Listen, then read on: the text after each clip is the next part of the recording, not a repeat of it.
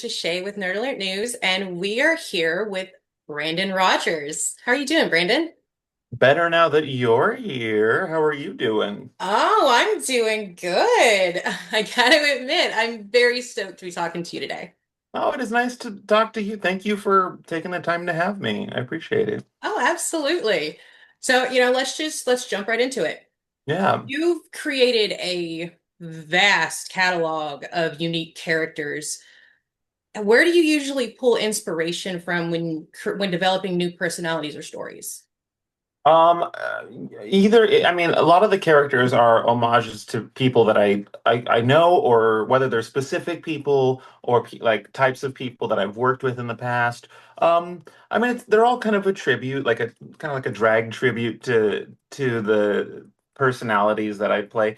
Um, and then also just people in TV and film, actors, characters that I liked, or elements of someone that I really liked. I think like my businesswoman Bryce Tank Thrust, I'm pretty sure there's some Debbie Jelinski from Adam's Family Values in there somewhere, and there's, I, but yeah, my characters are just an amalgamation of the pieces of people that I really found fascinating, and then I just kind of discarded the rest of them. So I'm just like, oh, okay, I like the shoulder pads, I like the laugh, I like yeah, it's like playing with Legos with just using parts that you really like.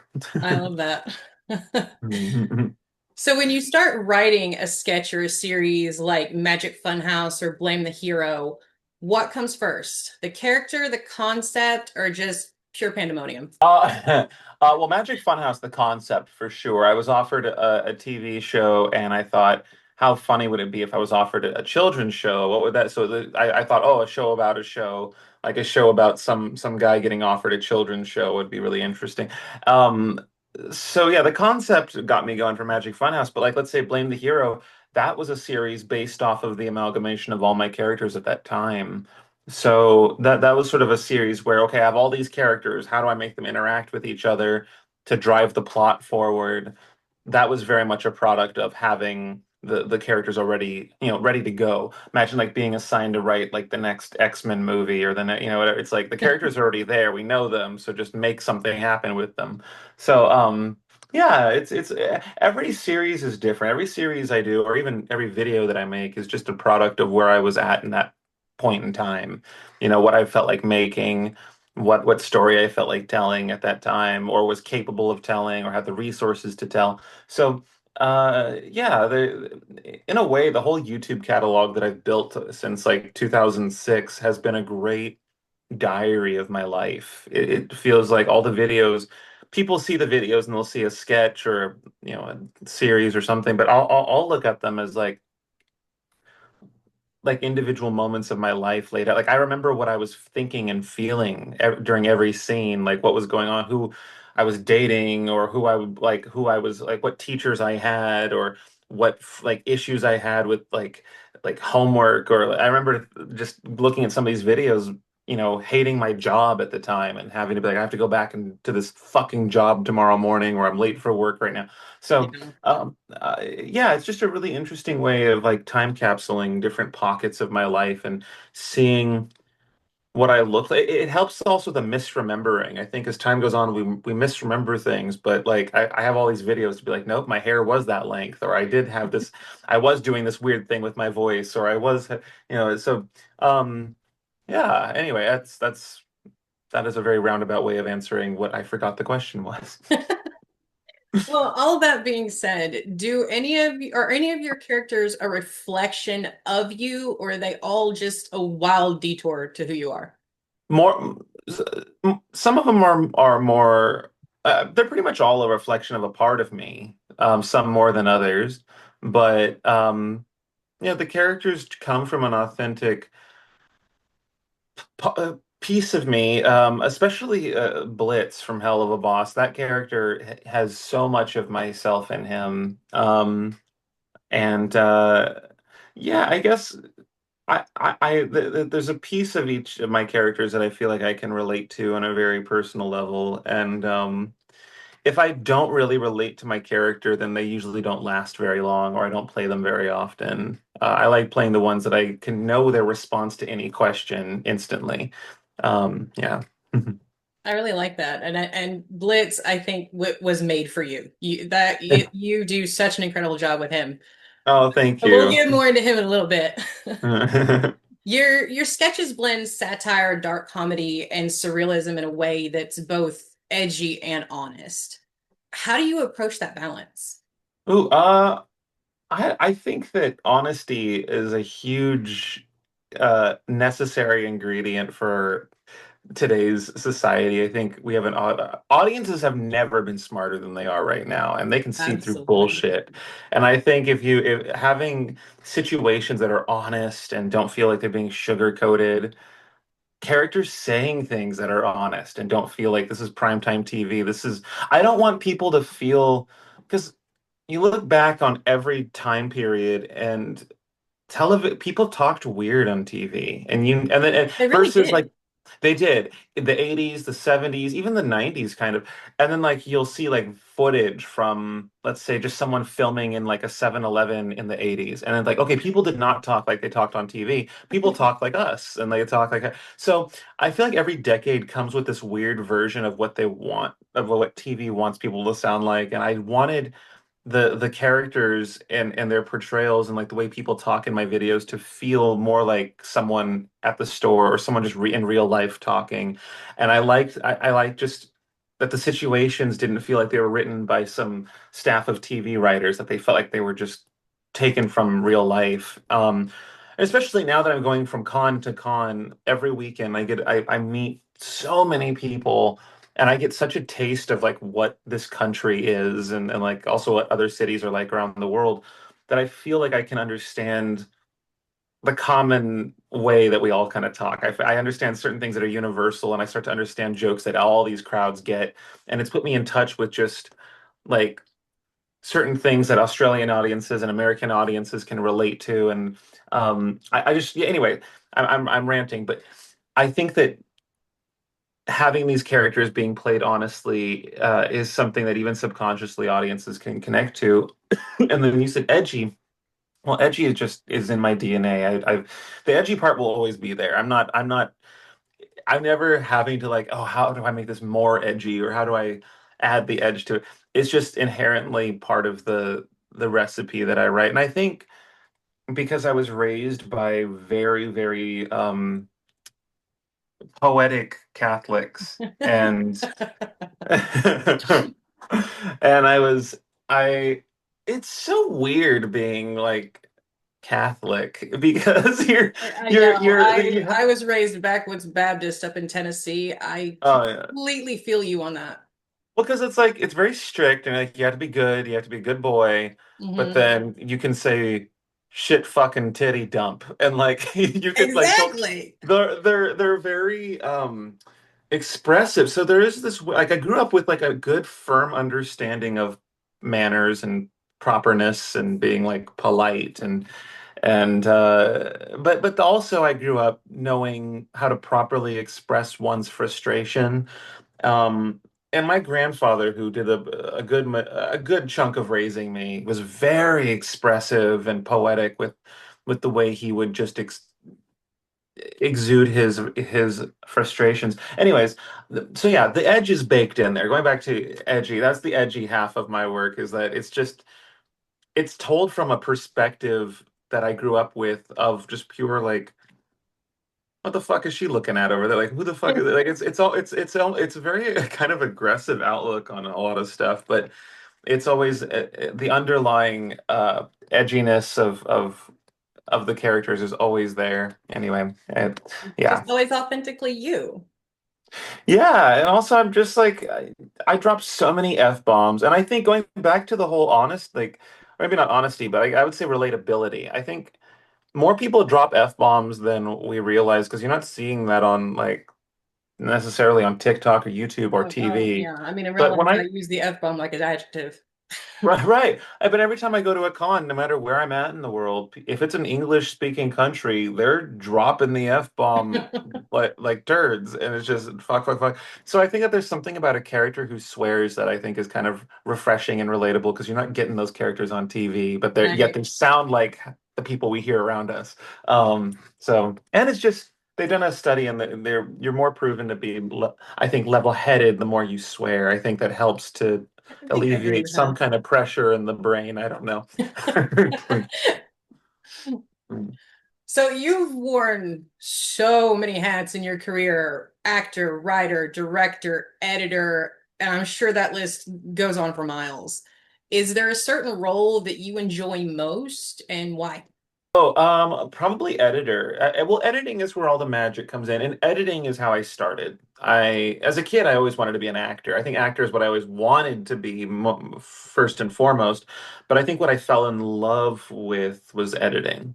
And in fact, yeah, because I took an editing class in high school and realized just how easy it was to cut together a sequence. And I was like, oh, this is easy. And he taught us how to film it, and what I love about this, it was a film class that taught us how to use tools that were being used at the time. Like we were using iMovie. We weren't using like Final Cut or anything. He was just teaching us how to use iMovie. And I love that because he just showed us how simple it is. And I still use iMovie to this day. Just because I love I'm have severely ADHD, and there's something about the way that iMovie flows that I just kind of vibe out to. And it's like playing a video game. It's almost like I turn off my brain while I edit and I just kind of get zoned in there. And yeah, because that's where the real cooking happens. It almost doesn't matter. Anything before that almost doesn't matter as much. Like it's like, yes, the you can have the best acting, directing, everything, but like the editor can fuck it all up. And Yeah. so there's a sense of like, okay, this is the last stage where everything can come together. And I've taken some of the worst footage I've ever shot and like made it into like a honey baked golden ham, fucking like, I've transformed shit into beautiful pieces of media that should never have been watchable. And so there's a joy in that. There's a joy. It's like you're fixing it. It's like you really are creating it, especially if the footage is shitty and then you make something great out of it. That there's such a great feeling. So yeah, editing is where my heart is, 1000%. Cool. So now we got to get into the Helliverse because I mean it's like a requirement. Yes. Your voice acting as Blitz, I mean, it's received so much praise and you portray the character so perfectly. How did you end up in the role and how do you prepare for such an emotionally intense and chaotic character? I didn't know he was going to be chaotic. At first, it was just the pilot. It was just a concept we were doing. And Viv approached my manager about it. She just said, "Hey, she found me actually through that Blame the Hero series we were just talking about. She saw me and she was like, "Oh, this guy can act and write." And I think she was looking for someone to act and write alongside her. So she liked, I guess, the way that the story told itself in that series, or something about the way that I wrote that she liked. And so she reached out to my manager. Viv and I met up at a Starbucks, and she immediately in this binder like had three shows, and she was like, "I want to make one of these three shows. Which one calls out to you the most?" Hell of a Boss for sure. I just love a workplace comedy so much. And when saw the characters, I'll admit I did want to be Moxie, but she's like, "All right, if we do this, you're going to be him." I'm like, "Ah," and I'm like tall, gangly one. But no, it was very simple. That's the weird thing about this whole process with Hell of a Boss. It's for something that has turned into such a gargantuan behemoth of a project. It had a surprisingly simple and underwhelming like start in its infancy. It was just Viv and I. We just met, and then we started writing at a diner, and then she turned that into an animation, and then the animation did really well, and then we met at that diner again, and we kept writing the whole first season. We started adding writers, we started adding more actors, and obviously the show started to grow. But at no point was it like did it feel complicated or vast in any way? every other production I've worked on it seemed more complicated getting it off the ground. And yet Helva was just the simple has been so simple and pure and has just felt like some project we baked up in our free time. You know. So yeah, it's weird. It's show business is not as complicated as I thought it would be getting into it. That's the one thing I'm learning. It's like, oh, by the way, we're on Amazon. Oh, we're on Amazon. Just announced that we're on Amazon. Okay, good. Hey everyone, we're on Amazon. That's it's like so it's exciting, but it's also very just like simple and fast. And so Right. It's like it keeps happening. right. And certainly it's unexpected. We never thought the show. I mean, that's not I shouldn't say that. I mean, I would say every respectable showrunner makes anything they work on with the expectation of having it be the biggest thing, right? You know, what's the point in working on something if you just think it's going to be a little thing? So obviously that's the goal, right? Is to have a show pop off the way ours did. But um, I don't think we necessarily like it still was a surprise, even though that was our goal. It's still because it's like winning the lottery. There's like a sense of like, oh my God, it happened to me. Like if it does happen to you, there's still a sense of holy shit, you know, and so um anyway, yeah, it's been a wild ride ever since. The cons are crazy. We get to work every weekend with like Rainn Wilson or Mark Hamill or you know, it's just like, oh, now you're just signing autographs with these people because your animation did really well. And that's such an honor and it doesn't feel real and it's exciting and trippy and yeah. It's I very got into this to fair. be a comedian. I didn't ever think I would be voice acting or considered a voice actor. Life leads us in unexpected directions, that's for sure. I'm I mean, very thankful for it though. Like, it kind of makes me wish I started getting into voice acting instead of right? you two. Like, I'm like, I've been missing out on this whole time. What the fuck? But So, I mean, the series, it balances absurd comedy with incredibly raw emotional moments, especially with Blitz. mhm. How do you prepare for the more intense scenes like those involving his relationships or his inner turmoil? There's no real way to prepare for those. I can't really prepare for those. I think in the moment, I have to just not give a shit that there's people staring at me. That's the hard part. It's like, and I don't have the balls to in the studio say, don't look. I don't. I can't tell them that. So I have to act like literally, I'll have to memorize the line. And it's tough because those are usually monologues, but I'll have to memorize the line and then just deliver it with my eyes closed so I can kind of blind out everyone. Mhm. I think every time I've done an emotional scene, it's been with my eyes closed so that I'm not seeing like Richard Horvitz in the background. I'm not seeing Vivian in the background or any of the tech crew. I don't want to see them. I don't want to know that they're there. I want to truly believe I am alone with this person I'm talking to. And that I think is, and you can't prepare for that. You just have to get better at it. You have to like Right. get better at tricking yourself into thinking that no one else is there, and sort of just creating like a just like a black void, and you're just in this pool of light, and it's just you and a microphone. So anyway, yeah, that's the. But once you get into that state of like, because when you close your eyes, there's a lot like you can easily tune out a lot of stuff, and I think once you do trick yourself into that no one else is there, it allows you to kind of barf up emotional tones and frequencies that wouldn't necessarily come up if because there's always a part of you that knows you're being watched, I think, at all times when even you know even if it's not interfering, I think turning off that part of me helps loosen me up to be more like vulnerable. Right. Yeah. So I gotta ask, can you tease anything about Blitz's fate, or are we all just kind of hanging on for dear life here? Oh, Blitz's fate. I know his fate. I know you do. We've known it. All I can say is that the show does end at the end of season four.